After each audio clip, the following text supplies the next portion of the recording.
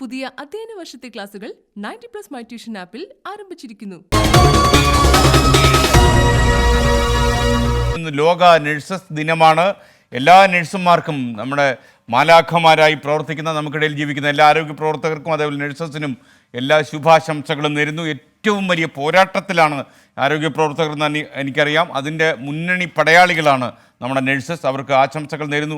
സ്വന്തം ജീവൻ പണയപ്പെടുത്തിക്കൊണ്ടാണ് ഇവരെല്ലാം ജോലി ചെയ്യുന്നതെന്ന യാഥാർത്ഥ്യവും സമൂഹം മനസ്സിലാക്കുന്നു. അതുകൊണ്ട് തന്നെ സമൂഹത്തിന് വല്ലാത്തൊരു വാത്സല്യം നമ്മുടെ നഴ്സസിനോട് ഉണ്ടായിട്ടുണ്ട് എന്നതും നേരാണ്. മറ്റൊരു സന്തോഷകരമായ വാർത്ത, കാസർഗോഡ് ജില്ലാ കളക്ടറുടെ ഫേസ്ബുക്ക് പോസ്റ്റാണ്. അദ്ദേഹം ഓക്സിജൻ ലഭിക്കുന്നതിന് വേണ്ടി ഒരു സിലിണ്ടർ ചലഞ്ച്, ഓക്സിജൻ സിലിണ്ടർ ചലഞ്ചിന് ആയിട്ട് ഒരു ഫേസ്ബുക്ക് പോസ്റ്റ് ഇട്ടിരിക്കുന്നു.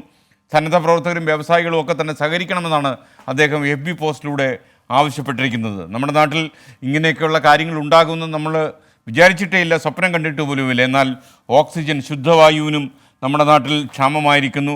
പ്രാണവായുവിന് വേണ്ടിയുള്ള ചലഞ്ചാണ് കാസർഗോഡ് ജില്ലാ കളക്ടർ ഇപ്പോൾ ഫേസ്ബുക്കിലൂടെ അറിയിച്ചിരിക്കുന്നത്. അപ്പോൾ തീർച്ചയായിട്ടും വ്യവസായ സന്നദ്ധ സേവന മേഖലയിലുള്ളവർ ഇതിൽ ആകണമെന്ന് കാസർഗോഡ് ജില്ലാ കളക്ടർ അഭ്യർത്ഥിക്കുന്നു. അപ്പോൾ പരമാവധി ഇതിൽ അണിചേരുക. ഇതൊരു വലിയ സംഭവമാണ്. കാര്യം ഇന്ന് നമ്മൾ ഉണർന്നെഴുന്നേറ്റപ്പോൾ ആദ്യം കേട്ടത് കാസർഗോഡ് ജില്ലയിൽ രൂക്ഷമാകും, ഈ കോവിഡ് വ്യാപിക്കുമ്പോൾ ഓക്സിജൻ ക്ഷാമം ഉണ്ടാകുമെന്ന വാർത്തകളാണ് വരുന്നത്. ഒരു ദിവസം കൂടി മാത്രമേ ഓക്സിജൻ തികയൂ എന്ന രീതിയിൽ വാർത്തകൾ വരുന്നുണ്ടായിരുന്നു. ഈ സാഹചര്യത്തിലാണ് കാസർഗോഡ് ജില്ലാ കളക്ടറുടെ ഫേസ്ബുക്ക് പോസ്റ്റ് നമ്മൾ നോക്കേണ്ടത്. നിങ്ങൾക്കറിയാം, വലിയ പാരമ്പര്യമുള്ള ഒരു ആയുർവേദ ചികിത്സാ പദ്ധതിയുമായിട്ട് വരികയാണ് കോട്ടക്കൽ ആര്യവൈദ്യശാല. കോവിഡ് വ്യാപകമാകുമ്പോൾ ചികിത്സാ പ്രതിരോധ രംഗത്ത് ആയുർവേദ ചികിത്സാ പദ്ധതി ആവിഷ്കരിച്ച കോട്ടക്കൽ ആര്യവൈദ്യശാല പ്രശസ്ത ആയുർവേദ പണ്ഡിതൻ ഡോക്ടർ PK വാര്യരുടെ നിർദ്ദേശപ്രകാരമാണ് പുതിയ ആയുർവേദ കോവിഡ് ചികിത്സാ ശാഖ ആരംഭിക്കുന്നത്. കോവിഡ് രോഗമുക്തിക്കുള്ള ശേഷമുള്ള ആരോഗ്യ പ്രശ്നങ്ങൾക്ക് ആയുർവേദത്തിലൂടെ പരിഹാരം കാണാൻ അനവധി പേർ ഇപ്പോൾ അവിടെ എത്തുന്നു. സർക്കാർ നിർദ്ദേശപ്രകാരമാണ് കോവിഡ് ചികിത്സാ രംഗത്ത് ആര്യവൈദ്യശാല കടക്കുന്നത്.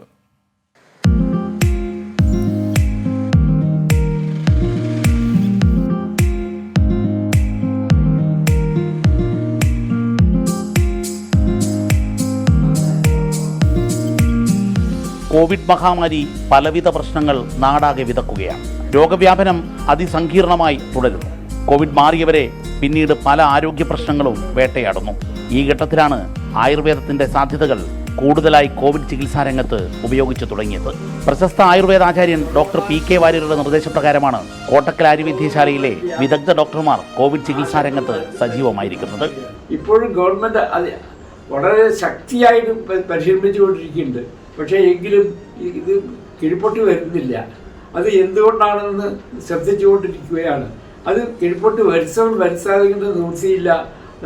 നമ്മുടെ പരിശ്രമം, അത്യന്ത പരിശ്രമം നമ്മൾ വേണമെന്നാലും ആ പരിശ്രമം ഗവൺമെൻറ്റിനോട് കൂട്ടി നിന്നുകൊണ്ട് എല്ലാ വിധത്തിലും ചെയ്ത് വൈദ്യശാല തയ്യാറായിരിക്കുകയാണ്.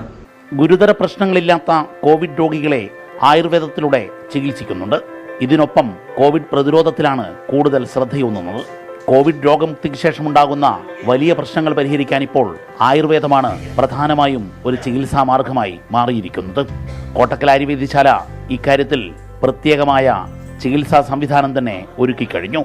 കോട്ടക്കൽ നഗരസഭയുമായി ചേർന്ന് നടത്തിയ പരീക്ഷണം വിജയകരമായി പൂർത്തിയാക്കുകയും ചെയ്തു.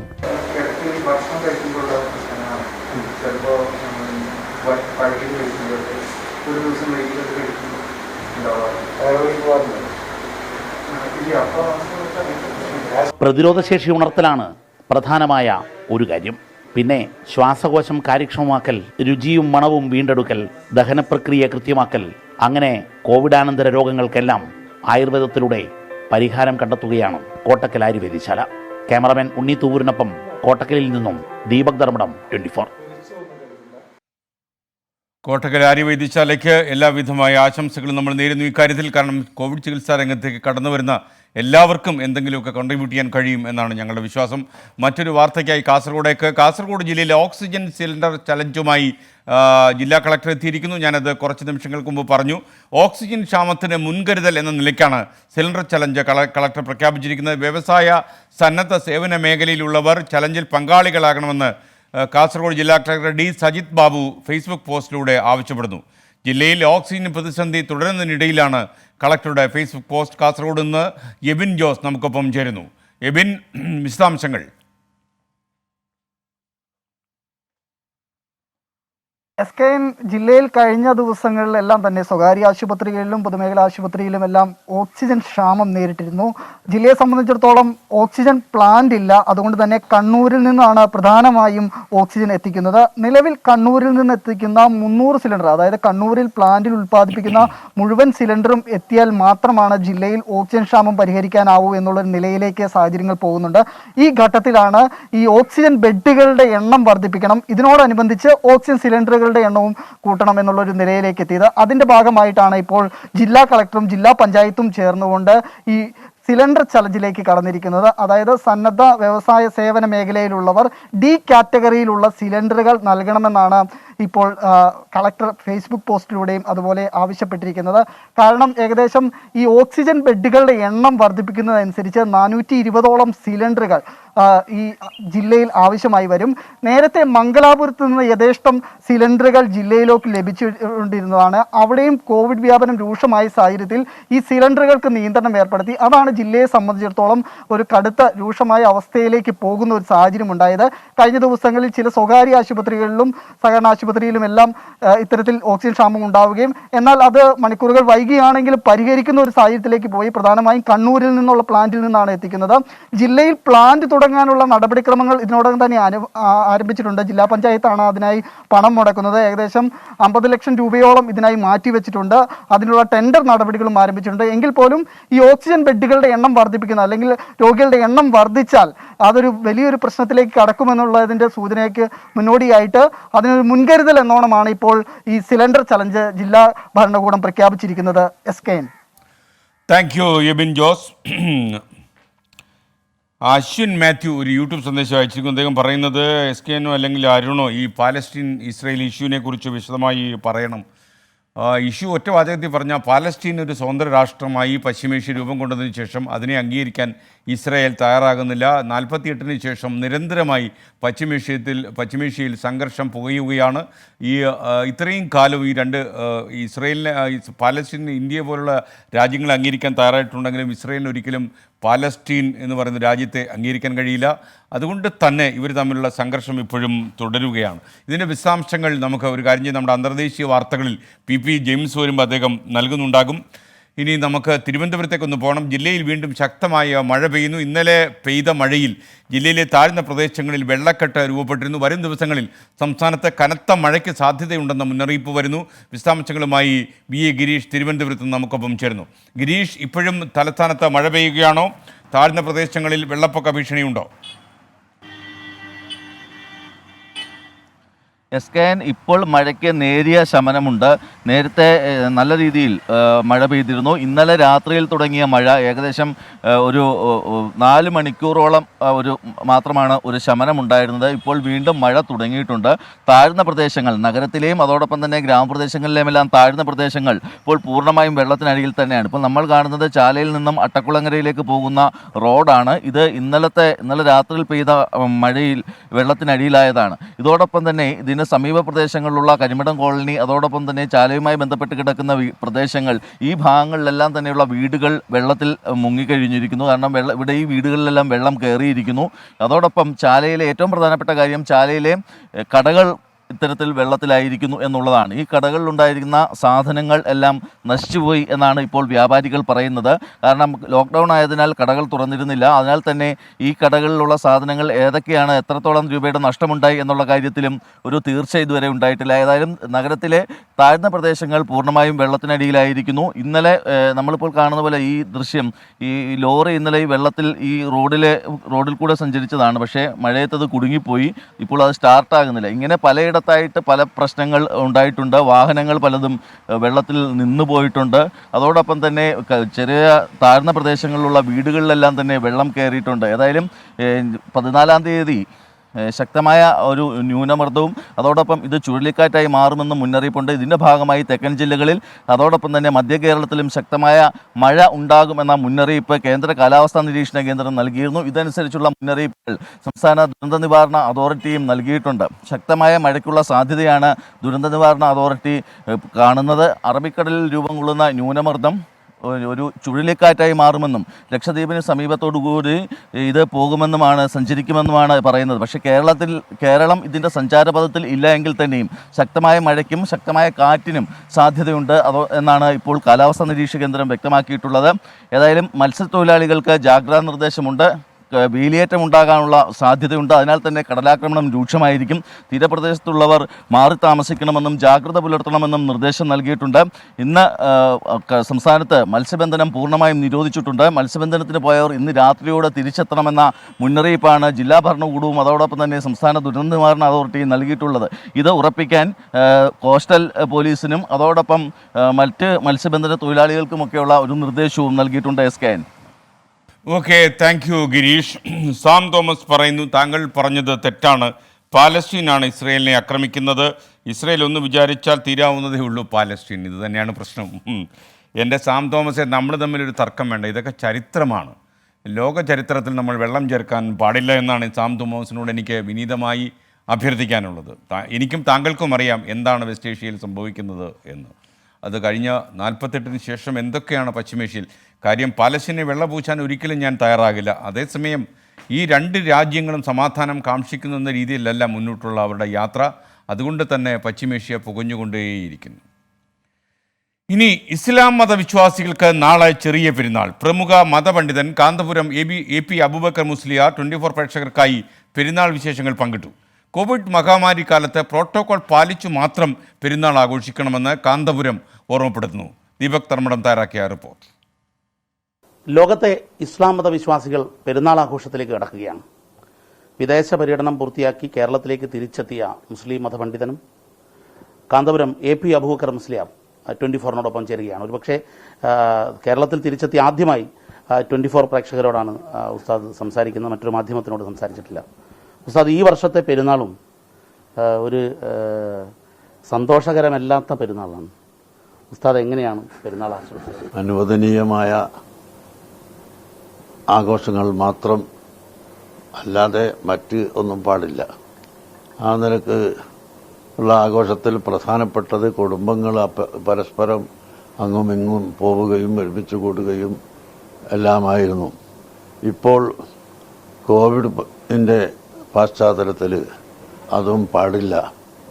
കാരണം ഗവൺമെൻറ് നിർദ്ദേശിക്കുന്നത്, ആരോഗ്യവകുപ്പ് നിർദ്ദേശിക്കുന്നത് നമുക്കുള്ളൊരു ശിക്ഷയായിട്ട് അല്ല, മറിച്ച് നമ്മുടെ രക്ഷയ്ക്ക് വേണ്ടി, ആത്മരക്ഷയ്ക്ക് വേണ്ടി, ശരീരരക്ഷയ്ക്ക് വേണ്ടി പാലിക്കേണ്ടുന്ന പ്രോട്ടോക്കോളുകളാണ് അവർ നിർദ്ദേശിക്കുന്നത്.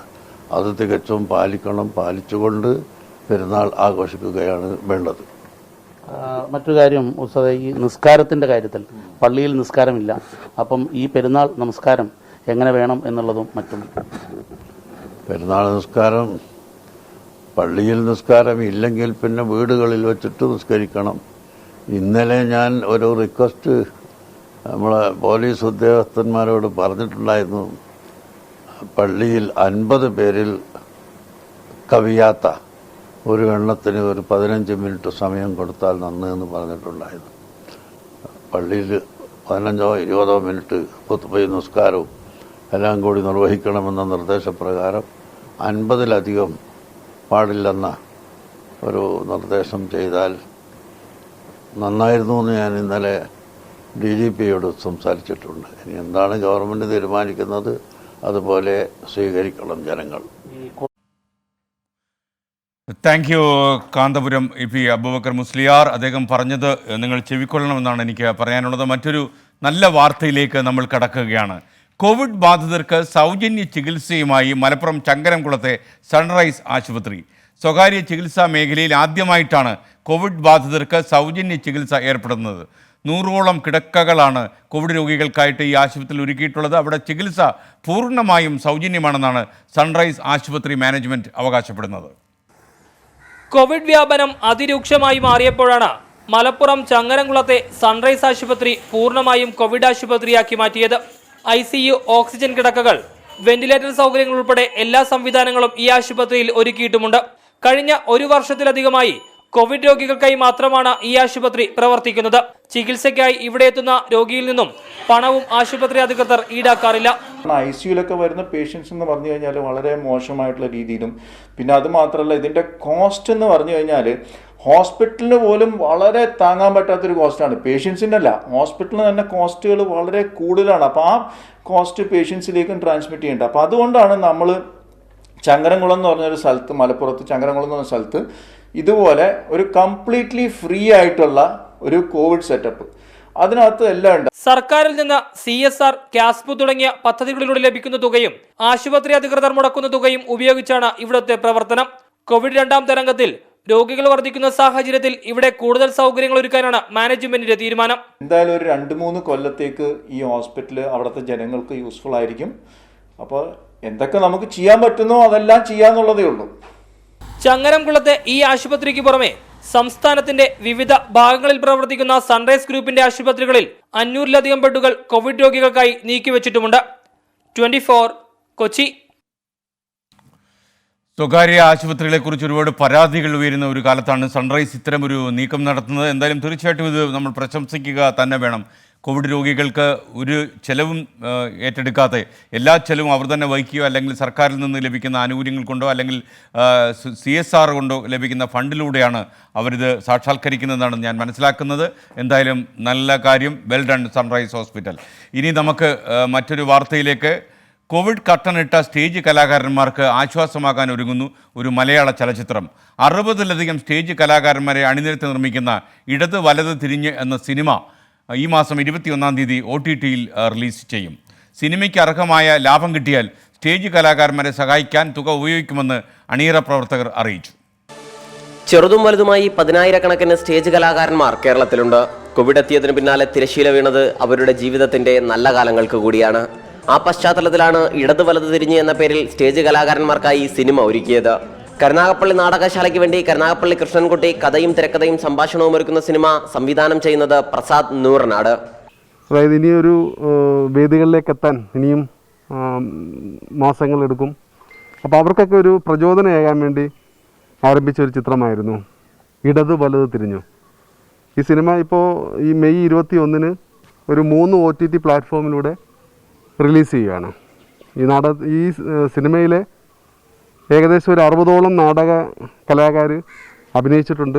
നാടക കലാകാരന്മാർക്ക് ആശ്വാസമേകാൻ ഒരുക്കുന്ന ഈ സിനിമയിൽ വനിതാ കമ്മീഷൻ അംഗം ഷാഹിദ കമാൽ, കാരുണ്യ പ്രവർത്തകൻ, ഗാന്ധിഭവൻ സ്ഥാപകൻ പുനലൂർ സോമരാജൻ, മജീഷ്യൻ സാമ്രാജ്യ തുടങ്ങിയവരും കഥാപാത്രങ്ങളാകുന്നു. പ്രതിഫലം വാങ്ങാതെയാണ് മൂവരും സിനിമയുടെ ഭാഗമായത്. അപ്പോൾ ഇതിൽ നിന്ന് കിട്ടുന്ന പ്രതിഫലം ഈ സ്റ്റേജ് കലാകാരന്മാർക്ക് അവരുടെ കുടുംബത്തിന് കൊടുക്കുന്നു എന്നുള്ളതാണ് ഇതിൻ്റെ പ്രത്യേകത. അവർക്ക് ഒരു സഹായം എന്ന നിലയിലാണ് ഈ സിനിമയിൽ പ്രതിഫലം വാങ്ങാതെ ഞാൻ അഭിനയിച്ചിട്ടുള്ളത്. നാട്ടിൻപുറത്തിന്റെ പശ്ചാത്തലത്തിൽ കഥ പറയുന്ന സിനിമ മെയ് 23-ന് 3 OTT പ്ലാറ്റ്ഫോമുകളിലൂടെ റിലീസ് ചെയ്യും. High hopes, limelight, first show എന്നീ പ്ലാറ്റ്ഫോമുകളിലൂടെയാണ് സിനിമ എത്തുന്നത്. 24 കൊല്ലം. കോവിഡ് രൂക്ഷമാകുന്ന ഒരു സാഹചര്യത്തിൽ ഒരുപാട് മുൻകരുതലുകളുമായി നമ്മൾ മുന്നോട്ട് പോകുന്നു. ജീവൻ്റെ കരുതലാണ് ഇപ്പോൾ നിലനിൽക്കുന്നതെന്നറിയാം. കേരളത്തിൽ മരണനിരക്ക് വല്ലാതെ കൂടുകയാണ്. പല സ്ഥലങ്ങളിലും കോവിഡ് വന്ന പല ജില്ലകളിലും, പ്രത്യേകിച്ചും കാസർഗോഡ് പോലുള്ള ജില്ലകളിൽ ഓക്സിജൻ ക്ഷാമം അനുഭവപ്പെട്ടു തുടങ്ങി. അതുകൊണ്ട് സാഹചര്യം അത്ര പന്തിയല്ല, സുഖകരമല്ല എന്ന് മനസ്സിലാക്കുക. അപ്പോൾ എല്ലാവിധമായ അതിജീവനത്തിൻ്റെ ഈ കാലത്ത് എല്ലാവിധമായ മുൻകരുതലുകളും നിങ്ങൾ സ്വീകരിക്കണം എന്നാണ് എനിക്ക് പറയാനുള്ളത്. ഇനി നമ്മൾ കൊച്ചിയിലേക്കൊന്ന് പോകുന്നു. കൊച്ചിയിൽ ഇപ്പോഴും അനാവശ്യമായി ആളുകൾ പുറത്തിറങ്ങി നടക്കുന്നുണ്ടെന്ന് DCP ഐശ്വര്യ ഡോംഗ്രെ പറയുന്നു.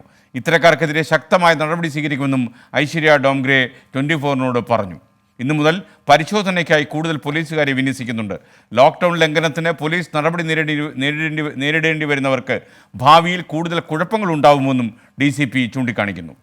സഖിൻ ആന്റണി തയ്യാറാക്കിയ റിപ്പോർട്ടിലേക്ക്. എങ്ങനെയാണ് മാഡം കൊച്ചിയിൽ കൂടുതൽ ആളുകൾക്കെതിരെ കേസെടുക്കേണ്ട ഒരു അവസ്ഥയിലേക്ക് കാര്യങ്ങൾ പോകുന്നു? എന്താണ്, ജനങ്ങൾ കൂടുതലായി പുറത്തേക്ക് ഇറങ്ങുകയാണോ? അല്ല, നമുക്ക് ഇപ്പോഴത്തേക്ക് സ്റ്റേറ്റസ് എൻഫോഴ്സ്മെൻറ്റ് ബന്ധപ്പെട്ട നല്ല രീതിയിൽ പോകുന്നുണ്ട്. കൂടുതൽ പോലീസ് ഉദ്യോഗസ്ഥർ ഓൾമോസ്റ്റ് 65 to 75 പോയിൻറ്റ്സ് ഉണ്ട് എൻറ്റയർ സിറ്റി തന്നെ. വെഹിക്കിൾ ചെക്കിംഗ് നടക്കുന്നുണ്ട്. ഓൾമോസ്റ്റ് 2-3 പ്രാവശ്യം ഒരു വണ്ടി പുറത്ത് വന്നിട്ട് അറ്റ്ലീസ്റ്റ് 2-3 പ്രാവശ്യം ഉറപ്പായിട്ട് പോലീസ് ചെക്കിംഗ് ഉണ്ടാവും.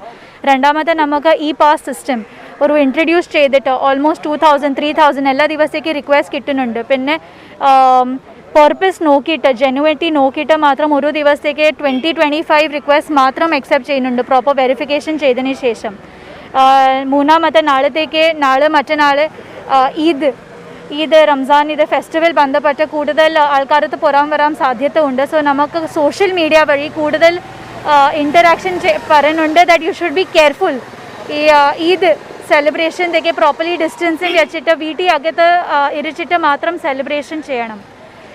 ഇൻ അഡീഷൻ ടു ദിസ് നമുക്ക് ഹോം ക്വാറന്റൈൻ ചെക്കിംഗ് ടീം കൂടുതൽ ആൾക്കാരെ ഇപ്പോൾ പോസിറ്റീവാണ്. പ്രൈമറി സെക്കൻഡറി കോൺടാക്ട്സേക്ക് നമ്മുടെ കയ്യിലുണ്ടായ ഡേറ്റാബേസ് ഉണ്ട്. സോ ഡേറ്റാബേസ് വെരിഫൈ ചെയ്തിട്ട് almost 62 mobile patrols, 62 bike patrols with volunteers are continuously checking our home quarantine people. ഒപ്പം തന്നെ മാഡം, ഈ ദിവസേന ഈ ആളുകൾ കൂടുതലായി പുറത്തേക്ക് ഇറങ്ങുന്നത് പോലീസിൻ്റെ ഭാഗത്തുനിന്നും പരിശോധന ശക്തമായി തന്നെ നടക്കുന്നുണ്ട്.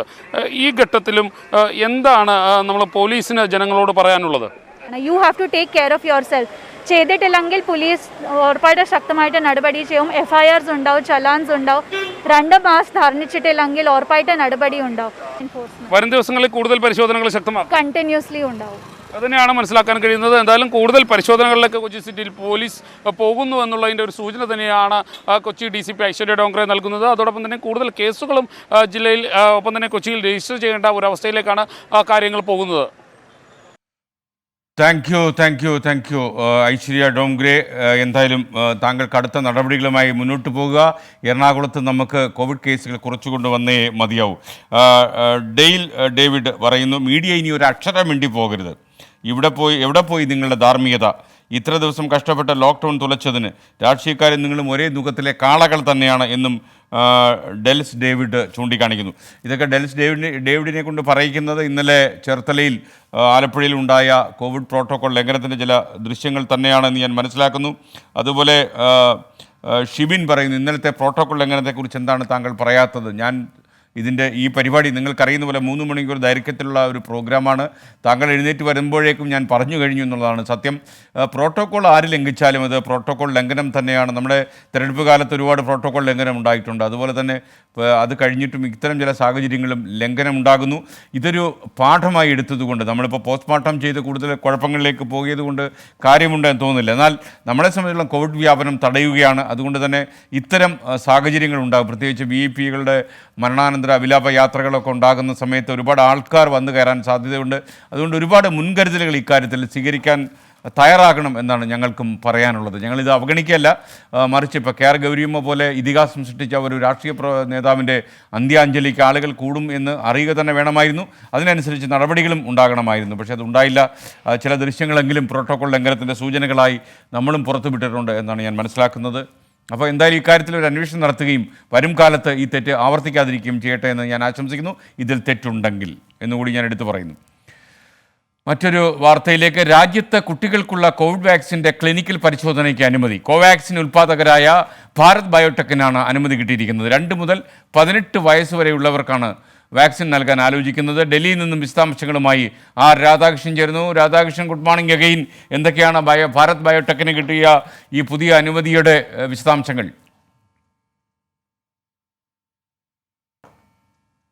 SKN, നമ്മൾ കഴിഞ്ഞ ദിവസം ഇതിൽ ഈ 15 വയസ്സ് മുതൽ 18 വയസ്സ് വരെയുള്ള ആളുകൾക്ക്, ആ വിഭാഗത്തിൽപ്പെടുന്ന ആളുകൾക്ക് വാക്സിൻ നൽകുന്നതുമായി ബന്ധപ്പെട്ടിട്ടുള്ള നടപടിക്രമം കേന്ദ്ര സർക്കാർ ആരംഭിച്ചു എന്ന് നമ്മൾ പറഞ്ഞിരുന്നു. അതിനുശേഷമാണ് സുപ്രീം കോടതിയുടെ ഭാഗത്ത് നിന്ന് ഒരു ഇടപെടൽ ഉണ്ടായത്. ഈ 3ാം വ്യാപനം വരുന്ന ഘട്ടത്തിൽ വലിയ രീതിയിൽ കുട്ടികൾക്കാണ് പ്രശ്നമുണ്ടാകാൻ സാധ്യതയെന്ന് സുപ്രീം കോടതി നിരീക്ഷിച്ചിരുന്നു. ഇതിന്റെ അടിസ്ഥാനത്തിൽ ഉള്ള കരുതൽ നടപടികൾ സ്വീകരിക്കണമെന്നും വാക്സിൻ അടക്കമുള്ളവ കുട്ടികൾക്കടക്കം നൽകാനായിട്ടുള്ള നടപടി സ്വീകരിക്കണമെന്നും സുപ്രീം കോടതി തന്നെ അഭിപ്രായപ്പെട്ടിരുന്നു. ഇതിനെ തുടർന്നാണ് ഈ വാക്സിന്റെ ലക്ഷ്യം കൂടുതൽ വിപുലമാക്കാനായിട്ടുള്ള ഒരു തീരുമാനം കേന്ദ്ര സർക്കാർ എടുത്തത്. അതിന്റെ അടിസ്ഥാനത്തിൽ നടത്തിയിരിക്കുന്ന ചർച്ചകളിൽ ഈ ഭാരത് ബയോടെക് പറഞ്ഞത് തങ്ങൾ ഉൽപ്പാദിപ്പിച്ചിരിക്കുന്ന ഈ വാക്സിന് അത് 15 വയസ്സിന് താഴെയുള്ളവർക്കും പ്രതിരോധ ശേഷി നടത്താനായിട്ടുള്ള അതിന്റെ കരുത്തുണ്ട് എന്നുള്ളതാണ്. ഇതിന്റെ അടിസ്ഥാനത്തിലാണ് ഇപ്പോൾ അക്കാര്യം പരിശോധിക്കുക എന്നതിന്റെ അടിസ്ഥാനത്തിലാണ് ഈ ക്ലിനിക്കൽ പരിശോധനയ്ക്കുള്ള അനുമതി നൽകിയിരിക്കുന്നത് 2 വയസ്സ് മുതൽ 18 വയസ്സ് വരെയുള്ളവർക്ക് ക്ലിനിക്കൽ പരിശോധന നടത്താനായിട്ടാണ് ഇപ്പോൾ അനുവാദം നൽകിയിരിക്കുന്നത്. അങ്ങനെയാണെന്നുണ്ടെങ്കിൽ ഈ 3ാം വ്യാപനത്തെ തടുക്കുക അല്ലെങ്കിൽ ഫലപ്രദമായിട്ട് നേരിടുക എന്ന ലക്ഷ്യത്തിന്റെ ഭാഗമായിട്ട് വാക്സിൻ അതിനു മുമ്പേ അഡ്വാൻസ് ആയി നൽകാൻ സാധിക്കും എന്ന പ്രതീക്ഷയാണ് ഇപ്പോൾ കേന്ദ്ര സർക്കാരിനുള്ളത്. അതിനു വേണ്ടിയിട്ടുള്ള ശ്രമങ്ങളാണ് നടത്തുന്നത്. മറ്റ് ചില വാക്സിൻ നിർമ്മാതാക്കളുമായി ബന്ധപ്പെട്ടിട്ടും അന്തർദേശീയ തലത്തിലുള്ള നിർമ്മാതാക്കളുമായി ബന്ധപ്പെട്ടും ചർച്ചകൾ നടക്കുന്നുണ്ട്. നമ്മളെ സംബന്ധിച്ച് ഈ 1ഉം 2ഉം ഘട്ടം പോലെ ആകില്ല 3ാം ഘട്ടം എന്ന ഒരു ഭീതി ഇപ്പോൾ തന്നെ നമ്മുടെ പൊതുജന ആരോഗ്യ പ്രവർത്തകർക്ക് ഇടയിലുണ്ട്, സർക്കാരിനിടയിലുണ്ട്. അതുകൊണ്ട് ഇതിന്റെ ഒരു ആഘാതം എങ്ങനെ കുറയ്ക്കാം എന്നതിനെ കുറിച്ചിട്ടുള്ള ചർച്ചകളാണ് ഇപ്പോൾ നടക്കുന്നത്. അതിൽ ഏറ്റവും പ്രധാനപ്പെട്ടത് ഈ ഏജ് ഗ്രൂപ്പിന് കൂടുതൽ രോഗബാധ ഉണ്ടാകാതിരിക്കാൻ ഉള്ള നടപടികൾ സ്വീകരിക്കുക എന്നതാണ്. അതിനു വേണ്ടിയിട്ടുള്ള ശ്രമങ്ങളാണ് SKN ഇപ്പോൾ നടക്കുന്നത്. അതിനാണ് ഇപ്പോൾ താങ്ക് യു രാധാകൃഷ്ണൻ. എന്തായാലും നല്ലൊരു ശുഭകരമായ വാർത്തയാണ് നമ്മൾ കേട്ടത്. ആർ ജിതേഷിൻ്റെ ഒരു യൂട്യൂബ് സന്ദേശം വായിച്ചു. നമ്മുടെ വയറ്റത്തിരിക്കുന്ന പരിപാടിയാണ് പുള്ളിയുടെ സന്ദേശം. കോവിഡ് പ്രോട്ടോകോൾ കൂടുതലായി ലംഘിക്കുന്നവർ മാധ്യമപ്രവർത്തകരാണെന്ന് അദ്ദേഹം പറയുന്നു. എന്തെങ്കിലും ന്യൂസ് ഉണ്ടെങ്കിൽ ചക്കയിൽ ഈച്ച പൊതിയുന്ന പോലെ അങ്ങ് വന്ന് പൊതിയും. ലോക്ക്ഡൗൺ കഴിയുന്നവരെ ഒരു ന്യൂസ് ചാനൽ പോലെ കേരളത്തിൽ നിന്ന് അദ്ദേഹം ചോദിക്കുന്നത്. നല്ല ചോദ്യമാണ്. ജിതേഷ് നടപ്പാക്കിക്കൂ. കാര്യം എന്തായാലും ഈ കാലത്ത് നമ്മൾ എന്തെങ്കിലുമൊക്കെ നല്ല പുണ്യകർമ്മം ചെയ്യണമല്ലോ ജിതേഷ്. കടുത്ത ചിന്തയായിപ്പോയി കേട്ടോ, കുറച്ച് കടത്തിയ കൈയായിപ്പോയി. ഓക്കെ, എനിക്ക് കേട്ടപ്പോൾ സന്തോഷം തോന്നി. കാര്യം ഈ കോവിഡ് കാലത്ത് നമുക്ക് കുറച്ച് വിശ്രമിക്കാമല്ലോ. ഇനി നമുക്ക് മറ്റൊരു വാർത്തയിലേക്ക്. കോവിഡ് വ്യാപനം ആശങ്കയാകുമ്പോൾ പരിശോധനയ്ക്ക് പുറമെ ബോധവൽക്കരണവുമായി പത്തനംതിട്ടയിലെ പോലീസ് വരുന്നു. അനാവശ്യമായി പുറത്തിറങ്ങുന്നത് ആപത്ത് വരുത്തി വയ്ക്കുമെന്ന മുന്നറിയിപ്പാണ് ഒരു ഗാനത്തിലൂടെ മറക്കരുത് നിശ്ചയം എന്ന പാട്ടിലൂടെ അടൂർ DYSP B വിനോദും സംഘവും രംഗത്ത് വന്നിരിക്കുന്നത്. ഈ DYSP ആണ് ഈ പാട്ടിന് ഈ പിന്നിൽ. ഒരു സംഘവും പ്രവർത്തിക്കുന്നുണ്ട്. കാരണം ആൾക്കാരെ കൂടുതൽ ബോധവൽക്കരിക്കുകയാണ് ഈ ഗാനത്തിൻ്റെ ലക്ഷ്യം. പ്രബുദ്ധമാണു കേരളം, പ്രബുദ്ധരാണു നമ്മൾ, പ്രപഞ്ചനാഭിയിൽ പിറന്ന മർത്യരാണു നമ്മൾ. പ്രബുദ്ധമാണു കേരളം, പ്രബുദ്ധരാണു നമ്മൾ, പ്രപഞ്ചനാഭിയിൽ പിറന്ന മർത്യരാണു നമ്മൾ. പ്രബുദ്ധമാണു കേരളം, പ്രബുദ്ധരാണു നമ്മൾ, പ്രപഞ്ചനാഭിയിൽ പിറന്ന മർത്യരാണു നമ്മൾ. കേരള പോലീസ് ഔദ്യോഗിക ഫേസ്ബുക്ക് പേജിലൂടെ പങ്കുവച്ച ഈ ഗാനം നിരവധി പേർ ഏറ്റെടുത്തു കഴിഞ്ഞു. അടൂർ DYSP B വിനോദും CPOമാരായ വിജയകാന്തും സുനിലുമാണ് പാട്ടുകാർ. പോലീസുകാരെ പറ്റിക്കാനാണ് ആൾക്കാർ ഓരോ സാക്ഷ്യപത്രം ഇറങ്ങുന്നത്. ഒന്നീ പച്ചക്കറി വാങ്ങിക്കാൻ പോകുന്ന പറയും, അല്ലെങ്കിൽ പാല് വാങ്ങിക്കാൻ പോകുന്ന പറയും, ഇല്ലെങ്കിൽ ഏതെങ്കിലും ഒരു സ്ട്രിപ്പിൻ്റെ മെഡിസിൻ കാണിച്ചിട്ട് മരുന്ന് വാങ്ങിക്കാൻ പോകുന്ന പറയും. പോലീസിനെ പറ്റിച്ചു എന്നുള്ളൊരു സംതൃപ്തിയാണ് അവർക്കുള്ളതെന്നുണ്ടെങ്കിൽ കൊള്ളാം. പക്ഷേ അതുകൊണ്ട് കാര്യമില്ല. ഈ കൊറോണയെ പറ്റിക്കാൻ പറ്റും. സർക്കാരും പോലീസും നൽകുന്ന നിർദ്ദേശങ്ങൾ പാലിക്കാൻ ജനങ്ങൾ തയ്യാറാകണമെന്ന് ഡ്യൂട്ടി തിരക്കിനിടയിലും ഓർമ്മിപ്പിക്കാൻ ഒരുങ്ങിയപ്പോൾ പ്രതിഫലം കൂടാതെ ഒരു സംഘം ഒപ്പം കൂടി. കോടിയാട്ടി രാമചന്ദ്രന്റെ വരികൾക്ക് KS സഞ്ജീവ് കുമാറാണ് സംഗീതം നൽകിയത്. മാധ്യമപ്രവർത്തകൻ അനൂപദ്രന്റെ നേതൃത്വത്തിൽ AM4U പ്രൊഡക്ഷനാണ് ഗാനത്തിന്റെ ചിത്രീകരണം. വ്യാപനം വരാതിരിക്കാൻ അകലം പാലിച്ചിടണം. അനാവശ്യ യാത്രകൾ എത്രയും കുറയ്ക്കണം. 24 പത്തനംതിട്ട. മറ്റൊരു വാർത്തയിലേക്ക്. ഒരു ദിവസം കൊണ്ട് ഏറ്റവും കൂടുതൽ സർട്ടിഫിക്കറ്റ്സ് നേടുക എന്ന ലോക റെക്കോർഡ് ഇനി മലയാളിയായ രഹന ഷാജഹാന് സ്വന്തം. 24 മണിക്കൂറിനുള്ളിൽ ഓൺലൈനിലൂടെ 81 കോഴ്സുകളുടെ സർട്ടിഫിക്കറ്റ് നേടിയാണ് രഹന റെക്കോർഡിന് ഉടമയായിരിക്കുന്നത്. രഹന ഷാജഹാൻ ഇപ്പോൾ ഇൻ്റർനാഷണൽ ബുക്ക് ഓഫ് റെക്കോർഡ്സ് സ്വന്തമാക്കി. ഒരു ദിവസം 75 സർട്ടിഫിക്കറ്റ് നേടിയെന്ന മഹാരാഷ്ട്ര സ്വദേശി നേഹ ഓജിയുടെ റെക്കോർഡാണ് രഹന തകർത്ത് തറയിലിട്ട് കളഞ്ഞത്.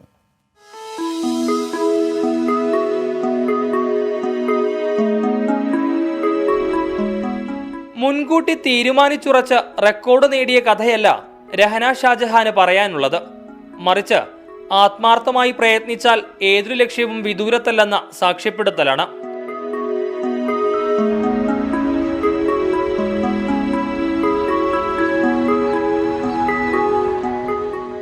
മുൻപ് ഒരു ദിവസം കൊണ്ട് 55 സർട്ടിഫിക്കറ്റുകൾ കരസ്ഥമാക്കി രഹന ശ്രദ്ധ നേടിയിരുന്നു. ഡൽഹിയിലെ വുമൻസ് മാനിഫെസ്റ്റോ സംഘടനയിലെ സാരഥിയുടെ പ്രചോദനം കൂടിയായപ്പോൾ ഒറ്റ ദിവസത്തെ പ്രയത്നം കൊണ്ട് international book of record Rahana തന്റെ പേരിലേക്ക് മാറ്റി എഴുതി.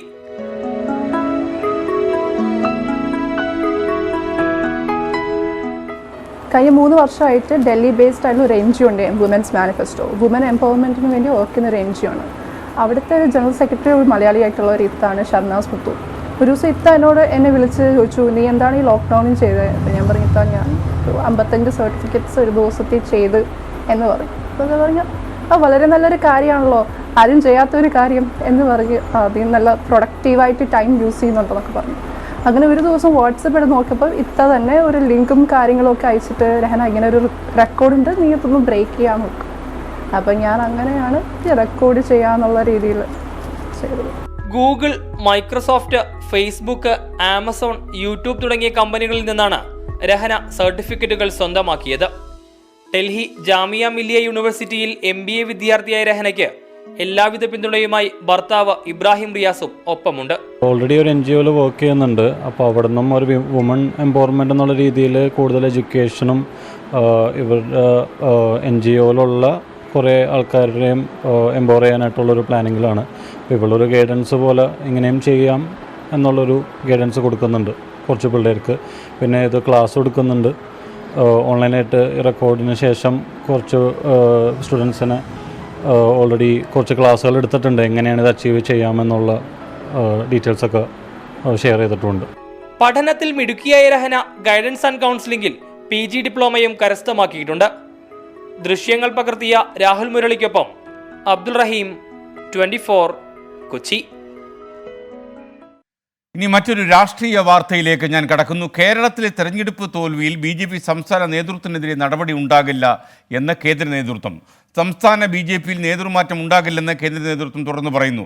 കോവിഡ് വ്യാപനവും ന്യൂനപക്ഷ ഏകീകരണവും തിരിച്ചടിയായെന്നാണ് ദേശീയ നേതൃത്വത്തിൻ്റെ ഇപ്പോഴത്തെ വിലയിരുത്തൽ. വിശദാംശങ്ങളുമായി കൊച്ചിയിൽ നിന്ന് ശ്രീകാന്ത് ചേരുന്നു നമുക്കൊപ്പം. Sreekanth, good morning.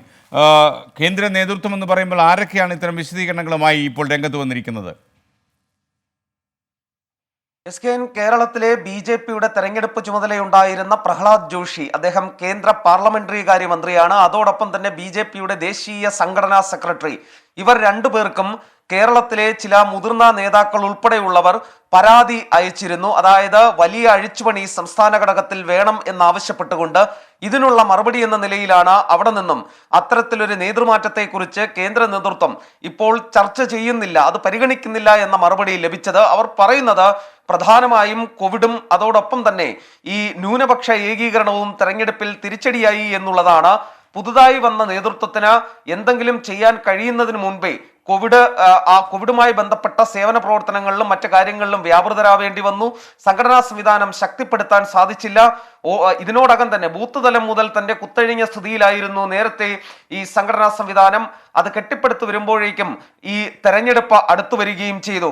അതിനാൽ അവർക്ക് കൃത്യമായി ഒന്നും ചെയ്യാൻ സാധിച്ചില്ല എന്നുള്ളതാണ് കേന്ദ്ര നേതൃത്വത്തിന്റെ വിലയിരുത്തൽ. അത് മാത്രമല്ല, 2ഇടങ്ങളിൽ K. സുരേന്ദ്രൻ മത്സരിച്ചതും ഹെലികോപ്റ്റർ യാത്രയും കേന്ദ്രത്തിന്റെ തീരുമാനമായിരുന്നു. അതിൽ സംസ്ഥാന ഘടകത്തിന് ഒരു റോളും ഉണ്ടായിരുന്നില്ല എന്നും അവർ തീർത്തു പറഞ്ഞിരിക്കുന്നു. അതായത് K. സുരേന്ദ്രനെതിരെ ഉയർന്ന 2 പ്രധാനപ്പെട്ട വിമർശനങ്ങൾ കേന്ദ്ര നേതൃത്വം ഏറ്റെടുത്തു. K. സുരേന്ദ്രന് പിന്തുണ പ്രഖ്യാപിക്കുകയും ചെയ്തു. ഇതോടുകൂടിയാണ് ഒരു നേതൃമാറ്റം എന്നുള്ള വഴി അടഞ്ഞിട്ടുള്ളത്. മറ്റൊരു പ്രധാനപ്പെട്ട കാര്യം, ഇപ്പോൾ BJPയുടെ ജില്ലാതല തെരഞ്ഞെടുപ്പ് അവലോകന യോഗങ്ങൾ നടക്കുകയാണ്. പക്ഷേ ആ യോഗങ്ങളിൽ K. സുരേന്ദ്രനും V. മുരളീധരനുമെതിരെ രൂക്ഷമായ വിമർശനം ഉയരുന്നുണ്ട്. തെരഞ്ഞെടുപ്പ് ഏകോപനം പാളി എന്നുള്ളതാണ് ഇരുവർക്കുമെതിരായ ആക്ഷേപം. K. സുരേന്ദ്രൻ 2ഇടത്ത് മത്സരിച്ചതോടുകൂടി അദ്ദേഹത്തിന് ഈ തെരഞ്ഞെടുപ്പ് ഏകോപിപ്പിക്കുന്നതിന് സാധിച്ചില്ല.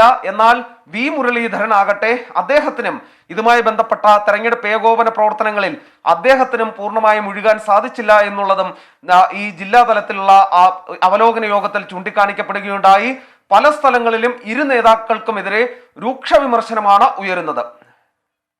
Okay, thank you. ശ്രീകാന്താണ് കൊച്ചിയിൽ നിന്ന് നമുക്കിപ്പം ചേർന്നത്. മറ്റ് ദുഃഖകരമായ ഒരു വാർത്തയിലേക്ക് നമുക്ക് പോകേണ്ടതുണ്ട്. ഇസ്രായേലിൽ ഷെല്ലാക്രമണത്തിൽ കൊല്ലപ്പെട്ട ഇടുക്കി കീരിത്തോട് സ്വദേശിനി സൗമ്യയുടെ മൃതദേഹം നാട്ടിലെത്തിക്കാനുള്ള ശ്രമങ്ങൾ ആരംഭിച്ചു. ഏറ്റവും ദുഃഖകരമായ കാര്യം, ഇന്നലെ ഭർത്താവുമായി ഫോണിൽ സംസാരിക്കവെയാണ് സൗമ്യ ഷെല്ലാക്രമണത്തിൽ കൊല്ലപ്പെട്ടതെന്ന് ഭർത്താവ് പറഞ്ഞു. സൗമ്യയുടെ ഭർത്താവ് സന്തോഷാണ് ഇക്കാര്യത്തിൽ വെളിപ്പെടുത്തൽ നടത്തിയത്.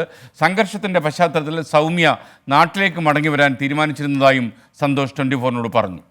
നിസ്സാര ഫോൺ ചാർജ് ചെയ്യാനോ അല്ലെങ്കിൽ ഫുഡ് കഴിക്കാനോ ഓഫ് ചെയ്യുന്ന സമയമുള്ളൂ. ഒരു അരമണിക്കൂർ, 1 മണിക്കൂർ, അല്ല 1.5 മണിക്കൂർ ഓഫ് ചെയ്യുന്ന സമയം. അല്ലെ ഫുൾ ടൈം രാത്രി കിടക്കുന്ന വരെ ഞങ്ങൾ പോകില്ല. ഇതിവളിങ്ങനെ പറഞ്ഞുകൊണ്ടിരുന്നു, ഇവള് പഴങ്കഞ്ഞിയും കുടിച്ചുകൊണ്ടിരിക്കുക. പെട്ടെന്ന് തന്നെ ഫോൺ ടക്കെന്ന് പറഞ്ഞുകൊണ്ട് ഒരൊച്ചയും കേട്ട് ഫോണങ്ങ് മറിഞ്ഞു. ഫോണങ്ങ് ബ്ലാക്കായി. ഞാൻ ഹലോ എന്ന് വെച്ചിട്ട് എടുക്കുന്നില്ല.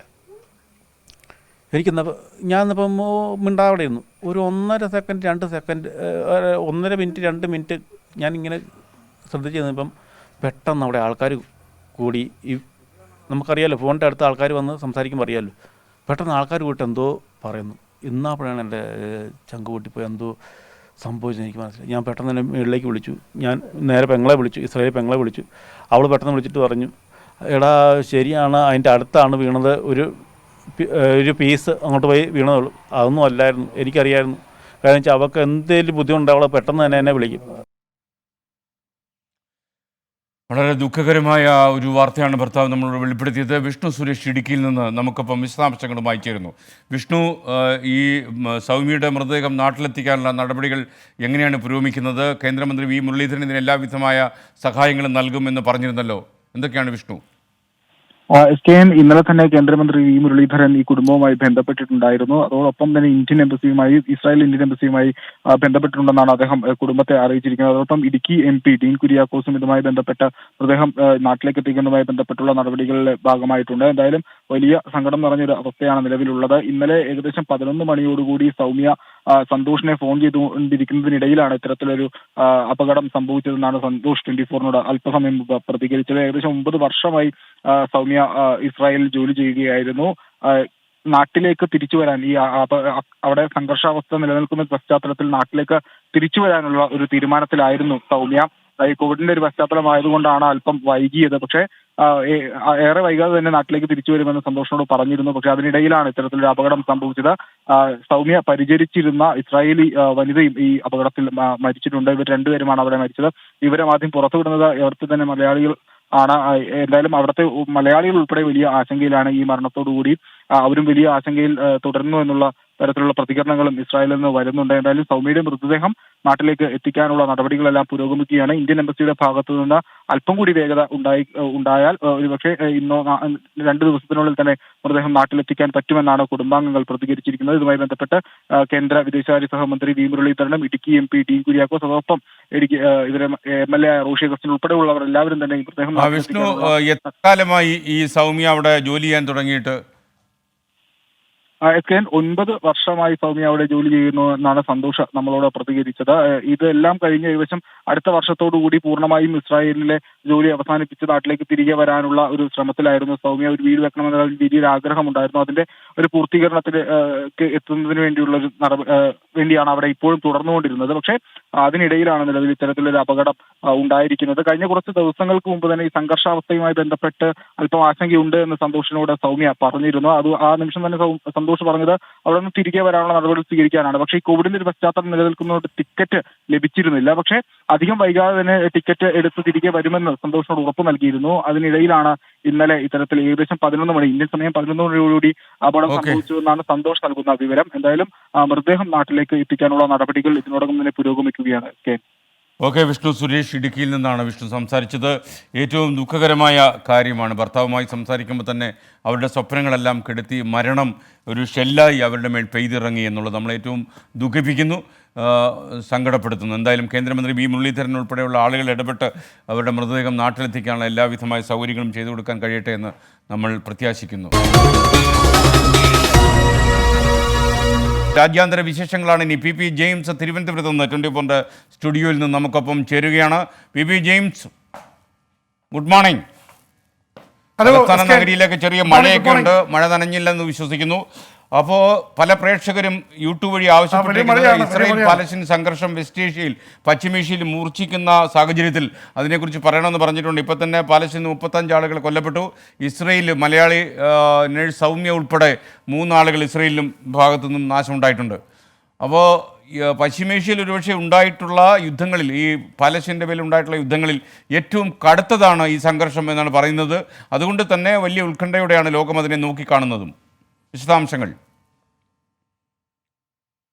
SKN പ്രത്യേകിച്ച് മുസ്ലിംകളുടെ ചെറിയ പെരുന്നാൾ വരുന്നതിൻ്റെ തൊട്ട് മുൻപ് ഈ രീതിയിലുള്ളൊരു ഹൃദയഭേദകമായ കാര്യങ്ങളാണ് ഇസ്രായേലിൽ നിന്നും പാലസ്തീനിൽ നിന്നും വരുന്നത്. SKN അറിയാമല്ലോ, ഒരു നൂറ്റാണ്ടായി യഹൂദരും ഇസ്ലാം മതവിശ്വാസികളും തമ്മിലുള്ള പ്രശ്നങ്ങളുണ്ട്.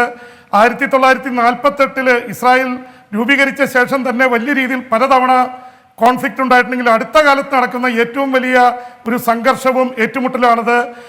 ഇത് തുടങ്ങി വെച്ചത് ഇസ്രായേലാണ്. നമ്മൾ കഴിഞ്ഞ ദിവസങ്ങൾ പറഞ്ഞതാണ്, കിഴക്കൻ ജെറുസലമിലെ മുസ്ലിം മതവിശ്വാസികൾക്ക് ഏറ്റവും പ്രിയപ്പെട്ട മൂന്നാമത്തെ പള്ളിയാണ് അൽ അക്സ്വ പള്ളി, മക്ക മെദീന കഴിഞ്ഞാൽ. ആ പള്ളിയിൽ മുസ്ലിം വിശ്വാസികൾ പ്രാർത്ഥിച്ചുകൊണ്ടിരിക്കെ ഇസ്രായേലി പോലീസ് നടത്തിയ ആക്രമണമാണ് യഥാർത്ഥത്തിൽ ഇപ്പോൾ ഈ തരത്തിൽ ഇത് സംഘർഷം മൂർച്ഛിക്കാൻ തുടക്കമിട്ടത്. അത് റംദാൻ മാസത്തിൻ്റെ അവസാന വെള്ളിയാഴ്ചയായിരുന്നു. ആ അവസാന വെള്ളിയാഴ്ചയിൽ നടന്ന ഒരു ആക്രമണം എന്ന നിലയിലാണ് അതിന് വലിയ വൈകാരികമായ തലം കൈവന്നത് SKN. എന്ന് മാത്രമല്ല, ഇസ്രായേലി പോലീസിൻ്റെ ആക്രമണത്തിൽ 3 ദിവസങ്ങളിലായി 800ഓളം പലസ്തീനികൾ പരിക്കുപറ്റി. ആരും കൊല്ലപ്പെട്ടിരുന്നില്ല, പക്ഷേ പരിക്കുപറ്റി ഗുരുതരമായിട്ട് ആശുപത്രിയിലായിരുന്നു. ഇതാണ് ഗാസയിലുള്ള ഹമാസ് എന്ന മിലിറ്റന്റ് ഓർഗനൈസേഷൻ പലസ്തീനികളുടെ. അവരാണ് ഇസ്രായേലിലെ ടെല്ലവീവിലേക്ക് ആദ്യം റോക്കറ്റ് അയച്ചത്. ഇന്നലെ മാത്രം 300 റോക്കറ്റ് ആക്രമണമാണ് നടത്തിയത്. റോക്കറ്റ് ആക്രമണം എന്നാണ് അതിന് പറയുന്നത്.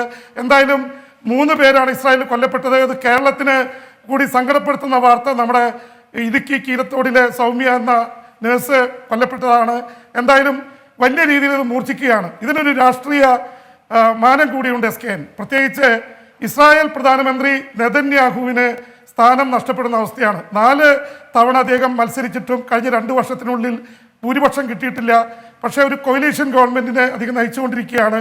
ഇത്തവണയും ഭൂരിപക്ഷം കിട്ടാതെ പ്രതിപക്ഷത്തെ ഭരിക്കാനായി പ്രസിഡന്റ് ക്ഷണിച്ചിരിക്കുകയാണ്. നെതന്യാഹു തീവ്ര നിലപാടുകാരനാണ്.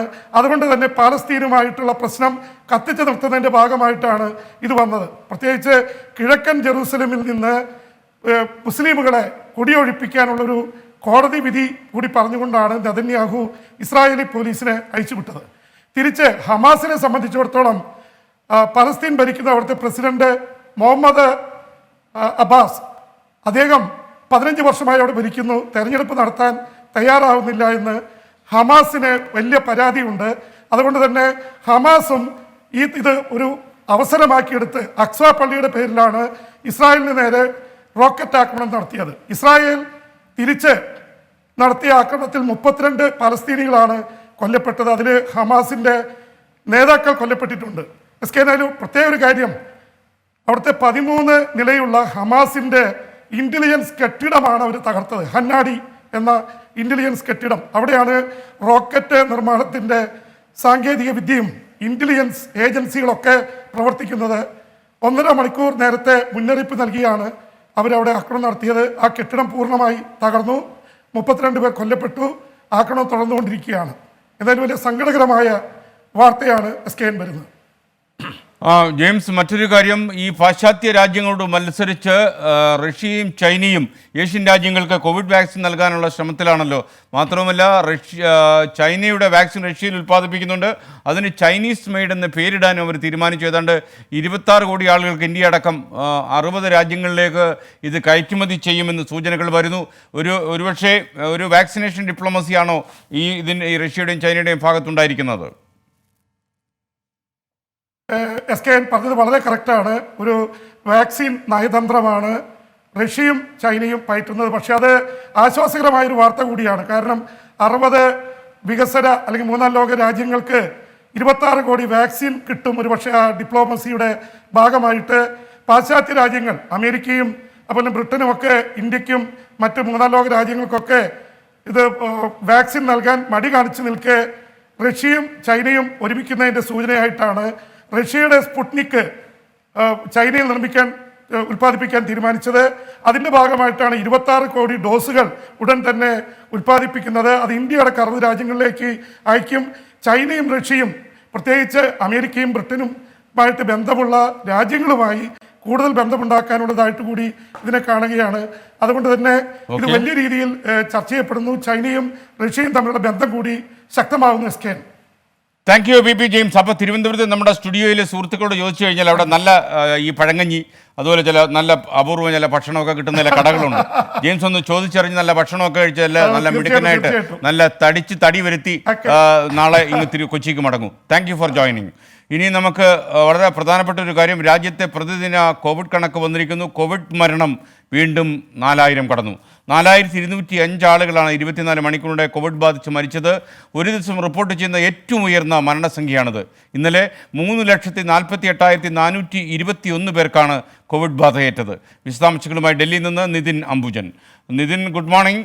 നിതിൻ, എന്തൊക്കെ വിവരങ്ങളാണ് ഈ അവസരത്തിൽ പറയാൻ കഴിയുന്നത്? SKN, good morning. പ്രതിദിന കേസുകൾ കുറഞ്ഞപ്പോൾ രാജ്യത്തെ മരണസംഖ്യ ഉയർന്നു എന്ന് തന്നെ പറയാം. പ്രത്യേകിച്ചും 4 സംസ്ഥാനങ്ങളിൽ അതിരൂക്ഷമായ രീതിയിലാണ് മരണസംഖ്യ ഉയർന്നത്. ആദ്യമായിട്ടാണ് രാജ്യത്ത് ഇത്രയും അധികം പേർ മരിക്കുന്ന ഒരു സാഹചര്യം ഉണ്ടായത്. കഴിഞ്ഞ വെള്ളിയാഴ്ചയായിരുന്നു രാജ്യത്ത് ഏറ്റവും ഉയർന്ന മരണസംഖ്യ റിപ്പോർട്ട് എങ്കിൽ ഇപ്പോൾ അതും മറികടന്ന് 4205 പേർക്ക് കഴിഞ്ഞ 24 മണിക്കൂറിന്റെ ജീവൻ നഷ്ടമായി. പ്രത്യേകിച്ചും മഹാരാഷ്ട്ര, കർണാടക, ഉത്തർപ്രദേശ്, തമിഴ്നാട്, ഡൽഹി കൂടാതെ പഞ്ചാബ് എന്നീ 5 സംസ്ഥാനങ്ങൾ കേന്ദ്രീകരിച്ചാണ് ഇപ്പോൾ മരണസംഖ്യ കുത്തനെ ഉയരുന്നത്. അതേസമയം നേരിയ ഒരു ആശ്വാസം, കഴിഞ്ഞ ദിവസം നടത്തിയത് 19,83,000 പരിശോധനകളാണ്. രാജ്യത്ത് ഇതുവരെ നടത്തിയതിൽ ഏറ്റവും ഉയർന്ന പരിശോധനകളുടെ കണക്കാണത്.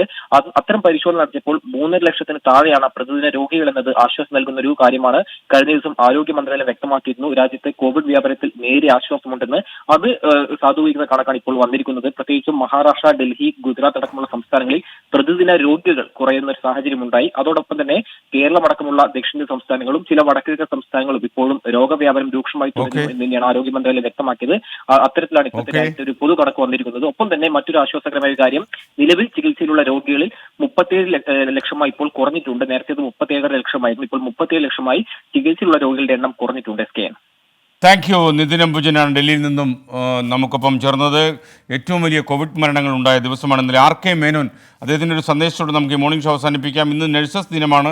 എല്ലാവരും ആശംസകൾ നേരുന്നു. എന്നാൽ പലരും തങ്ങളുടെ ശമ്പളം പല മാസങ്ങളായി കിട്ടിയിട്ടില്ല എന്ന് പരാതി പറയുന്നു. സർക്കാരിൻ്റെ ശ്രദ്ധയിൽപ്പെടുത്തണം. സർക്കാരിൻ്റെ ശ്രദ്ധയിൽപ്പെടുത്തിയിരിക്കുന്നു നഴ്സസിന് ശമ്പളം കൊടുക്കുക. അതുപോലെ മറ്റൊരു കാര്യം കൂടി, അപ്രതീക്ഷിതമായൊരു യുദ്ധ സാഹചര്യത്തിൽ ഇസ്രയേലിൽ കൊല്ലപ്പെട്ട നമ്മുടെ സൗമിക്കാണ് ഇന്നത്തെ നഴ്സസ് ദിനം 24 സമർപ്പിക്കുന്നത്. ഒരുപക്ഷെ ഇങ്ങനെ ലോകത്തിൻ്റെ പല ഭാഗങ്ങളിലും നമ്മുടെ സഹോദരിമാർ ജോലി ചെയ്യുന്നുണ്ട്.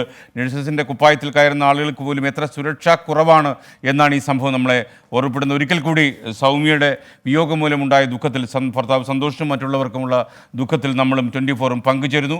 ഇനി മോർണിംഗ് ഷോ അവസാനിപ്പിക്കുന്നു.